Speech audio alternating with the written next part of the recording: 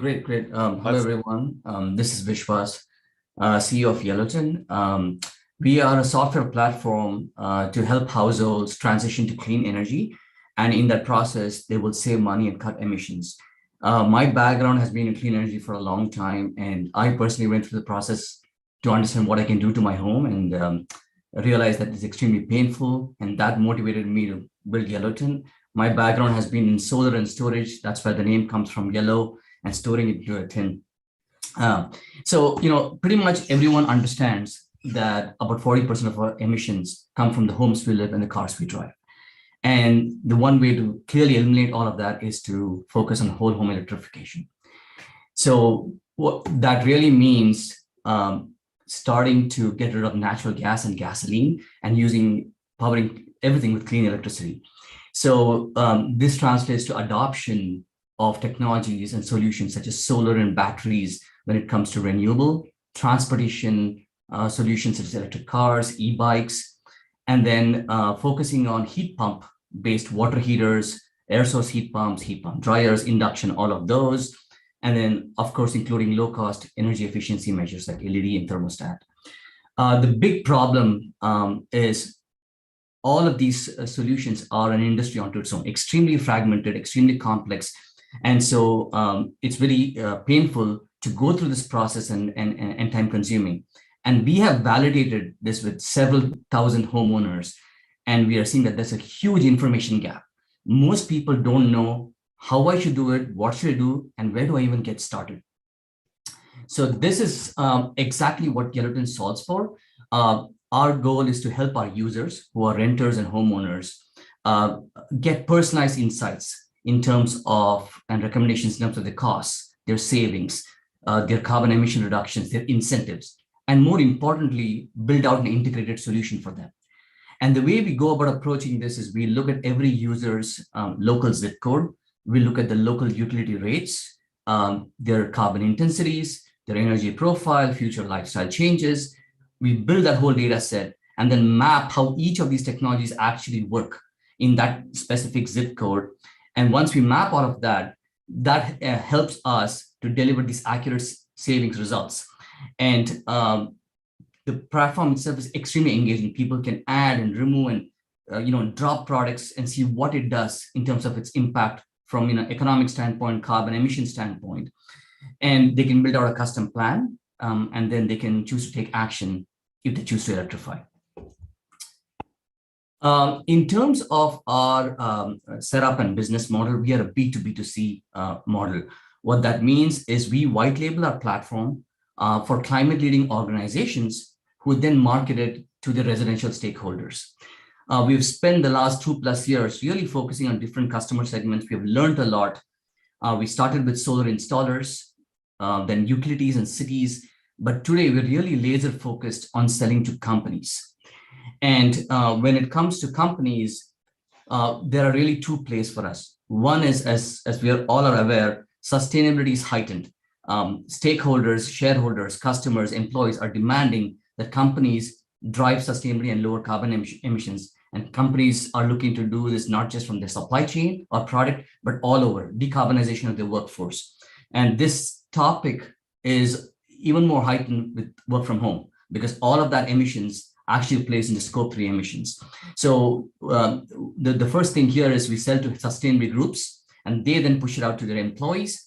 And in several cases, if companies are actually manufacturing, let's say, a solar panel, a heat pump, or delivering energy loans, they want to increase their engagement with their end customers or individuals. So either of these two could be our customers. Our core focus today is to start with the sustainability groups, which we are doing, but then companies which also have employees and have customers grow into them. In terms of our market size, we're based in California, but we support whole of the US. We have also really scoped out the US market size. And it's really the total number of homes available times our ability to price and make money from every home every year. And that leads to a pretty big market size, about 7 billion. In terms of revenue, till date, all our revenue has been SaaS-based, which means the company pays us a fee to get the white label. today we have done a great job of winning some of these customers. What we need to focus on is driving user engagement, which we are at the early stages. And we plan to spend the next 12 to 24 months really nailing that user engagement and a delightful user experience and all of those. And still it will be a SaaS base. But once we nail that, longer term, we want to optimize and monetize on marketplace. Time is up. Okay, yeah, just can I take this is the team and go for it. How much do you raise? And tell us quickly while we add everybody. Yeah, 2.5 million seed round to take it to fulfill the next level of milestones. Very cool. Thanks so much for sharing, Vishwas. Let me bring in the rest of the investors now. Guys, do you have questions for YellowTin and what they're doing? I can go ahead and kick us off. For the long-term marketplace view, are you anticipating recommending specific vendors? And if so, how do you vet those vendors? And then do you plan to take a cut if a consumer takes action? Yeah, so we plan to be unbiased and transparent when it comes to the vendors, right? Unless a specific OEM says, I want this for my customers, then we will be showing their products. In terms of cut, we don't take a finder's fee. We would rather take a fee when the person actually signs a contract or makes a purchase. And so this is more longer term, yes. I would just ask, why would you only take a finder's fee? Why would you not just sell the lead? We can, in general, the whole clean energy industry, especially solar, people are very skeptical when you say, I'm going to sell a lead, because then they take the risk of I'm paying for a lead, whether it converts or not. If it doesn't convert, it doesn't mean anything. So we are saying that we will educate and engage our users confidently that we are willing to take the risk to wait. And then the bigger advantage is we can charge much more versus a smaller fee upfront.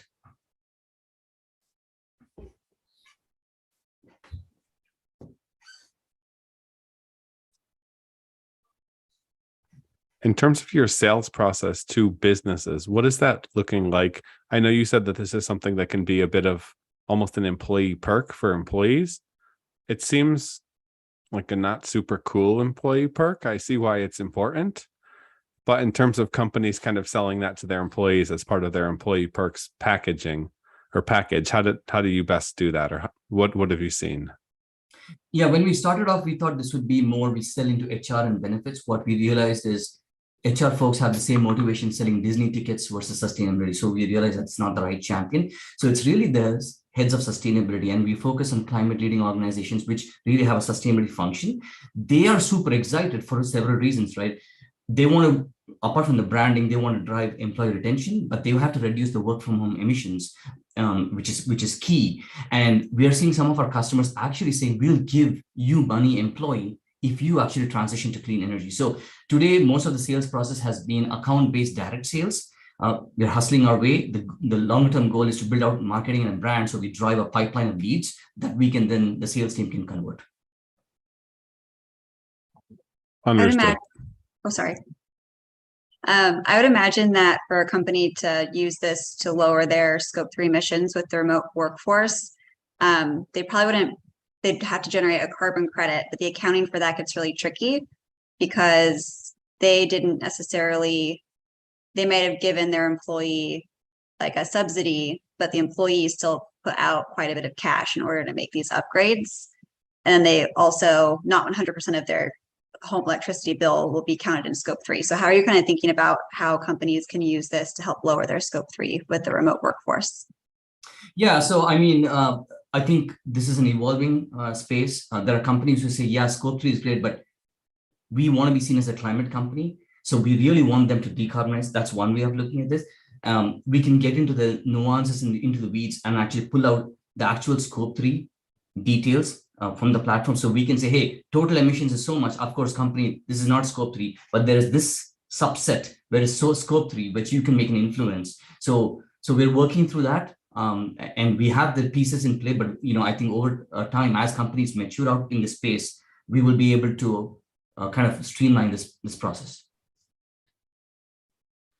And in terms of competition, I imagine that you're like, going to compete against all the players that are very nichely focused on, EV cars, right? That are like essentially having softwares where you can track all the emissions and optimize for your battery, et cetera, et cetera. Same for the solar panels on your rooftop, et cetera, et cetera. So I'm wondering, why do you believe that the, holistic approach where you have to integrate with each provider in the household prevails over, on essentially steering my 5 electrification devices at home individually? Daniel, I'm not sure I understood your question. Are you talking about post-sale where solar is on my home, and now I want to look at the production and integrating that data? Because we don't play into that. I just want to make sure I understand. So if I understand correctly, you kind of like, agglomerate or synthesize or summarize essentially like, the EV footprint in a household, right? If I have a solar panel, if I have an electric vehicle in the garage, stuff like that, right? Like you want to bring this all together into one platform to have a very concise overview and to steer each of those components. It's more the bigger use case is, hey, I want to transition to energy. I don't have an electric car. I don't have solar. What is the benefit of this in terms of dollars, carbon? How do I do this? What does it mean for me, my specific use case? Getting them to actually say, now I'm confident to buy an electric panel, car, solar. That's our use case versus someone who's already made the purchases. Oh, then I misunderstood, because I thought that you want to help people who have, those solutions in place to have an overall overview how they can become even, efficient. Yeah, no, that's not the use case. It's more about getting the guy who doesn't have anything or has only one, let's say solar, now get heat pumps and things, get him to adopt. Got it. Okay, well then I'm glad we talked about it. Thank you for clarifying. Is providing financing a model in the future? Yeah, so we see that, money is a key barrier for a lot of people in electrification. So being able to tell them the options in terms of, and profiling the user, hey, am I someone who has a lot of money and can just write a check, or no, I need a loan? Who is the lender? Can you help me bring it all together? I think that is definitely key. There's also a low to moderate income community, which is also very important. There are choices for them. And so financing is definitely key, Matt. One question about user engagement. I think there are like lots of different perk and platforms, and how do you, get the people coming back to your platform and see and take this problem serious, especially if they have not had any touch points with this electrification journey of the.